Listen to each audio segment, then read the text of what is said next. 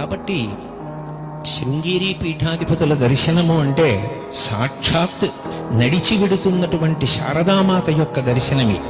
నేను ఈ మాట ఎందుకంటున్నాను అంటే, మీరు శృంగేరి పీఠ పరంపరలో వచ్చినటువంటి మహాత్ముల యొక్క జీవిత చరిత్రలు పరిశీలనం చేస్తే అనేక పర్యాయములు వారికి శారదకు అభేదము ఆవిష్కరింపబడింది. వారు శాస్త్ర చర్చ చేస్తున్నప్పుడు మధ్యలో తెర అడ్డుపెట్టి ఎదురుగుండా ఉన్న పండితులతో చర్చ చేస్తున్నప్పుడు పీఠాధిపతి యొక్క కంఠానికి బదులుగా స్త్రీ కంఠంలా అనుమానం వచ్చి తెర పక్కకి వచ్చి చూస్తే పీఠాధిపతి స్థానంలో సాక్షాత్తుగా శారదాదేవియే కూర్చుని వాదించినటువంటి సంఘటనలు నిరూపణమయ్యే. అంతటి గొప్ప అనుష్ఠాన బలం కలిగినటువంటి వారు.